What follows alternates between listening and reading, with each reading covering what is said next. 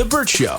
Time to get buzzed on the hot goss from Hollywood with Abby. It's the Bert Show's entertainment buzz. She was drunk and she needed to go home. Country singer Elle King has really caused a lot of commotion with her latest performance at the Grand Ole Opry. So she was doing a birthday tribute for Dolly Parton on Friday, and she came out on stage. She declared herself to be bleeping hammered and completely flubbed her way through a cover of Dolly Parton's Marry Me. So Variety Magazine is reporting that she even engaged with some of the people in the audience. She's like, you ain't getting your money back. And hi, my name is Elle King and I'm bleeping hammered.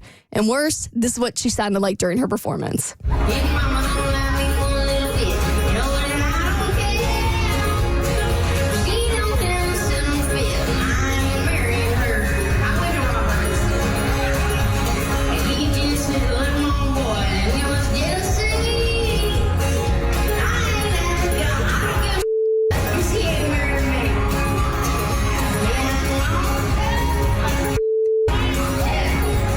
So she's just like slurring her way through this entire performance. Even at one point, she's like, I don't know the lyrics, and then asked people to sing it for her. It was, as an artist, one of the most embarrassing performances I've ever seen. So the Elle King, who is incredibly talented, I think is Rob Schneider's daughter as well.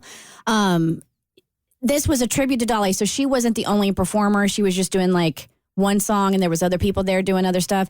Because I read that this was dubbed a family-friendly event, which is why people are so upset. I mean, when you go to Dolly, like, there's no alcohol sold at Dollywood. Mm-hmm. Like, Dolly's not going to be on stage dropping F-bombs and stuff. So, like, if you're going to do a tribute to an artist, you need to do it as the art, as an actual tribute to what the artist would want. This might be one of those days where she wakes up in the morning, she's like, okay, so let's consider this rock bottom, time to get some help. Yeah. You know? A lot of people were saying that online. Yeah. I mean, this is not the first time that she's had a performance like this. I've always wondered, I see this a lot. Why do people like honor other artists if you don't know the words to the song? I think she might have until the booze kicked in, and then maybe she forgot them. Oh, okay. Yeah. She was really hammered. It was really, really clear. Or she got this gig and she should have learned the song and worked on the song, but she was busy doing other things instead of that. And this is a major speculation assumption, but maybe drinking got in the way of getting prepared for the gig. I mean, it's a really high honor to be asked to do that. I mean, it's Dolly Parton we're talking about. It's the Grand Ole here. Opry. Right, and the Grand Ole Opry.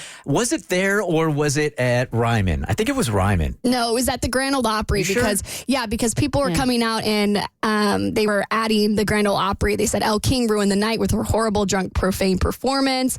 Dolly Parton would have been mortified for our first time at the Opry. It was a shame. We all had to witness that. And then they started replying to all those comments saying, we deeply regret and apologize for the language that was used during last night's second Opry performance. Dang, man. And so a lot of people are wondering if she's going to get banned, because it's not uncommon for someone to do something like this. Like Hank Williams Sr., he got too drunk and didn't show up for a performance, has been banned from the Grand Ole Opry for life. So people are wondering how the Grand Ole Opry is going to take her down next. So, yikes. All right, the Razzie nominations are out, and Jennifer Lopez and Chris Evans are up for Worst Actors. The most nominated film for the Razzies, which, if you don't know, it's sort of like the worst films and actors that have come out in the last year. So it's not really an award that you want to win. The most nominated film is for Expendables, the fourth entry, and an action-packed but critically underwhelming Expendables franchise. It had 7 nominations. It was bad. It was horrible. What was so bad about it? Because I've never heard of that film. It didn't really. The first 3 were way better, and I feel like with the fourth one, they didn't stay with the storyline. It didn't really make a lot of sense. It kind of was just them finding a way to make a fourth one and just have a lot of action, and it was a ton of action, but nothing else was really to look forward to. Second place with 5 nominations, it was The Exorcist Believer, another film that I didn't see because I was next door singing to Taylor Swift, which two movies where you're screaming, but for very different reasons. And then Winnie the Pooh, Blood and Honey. I'm learning about so many movies that I didn't even know were out. I got a real pet peeve with this when they make like children's books into like horror movies or horror books. I absolutely hate. They did it with Santa Claus, right? They did it with Winnie the Pooh. I hate this format so much. But it's like for the niche Disney adults that also love horror films. So they're getting the best of both worlds. So there's just a market for everything.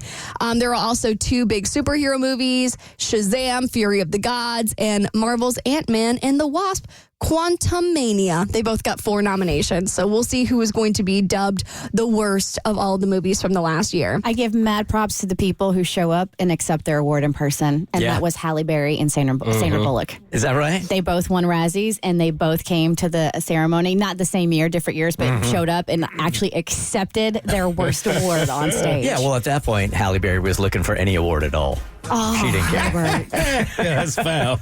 Not wrong, though. All right, he's about to put out an album using unreleased lyrics from Tupac. I'll tell you what comedian is taking on rap next on your next E-Buzz on The Bert Show. The Bert Show.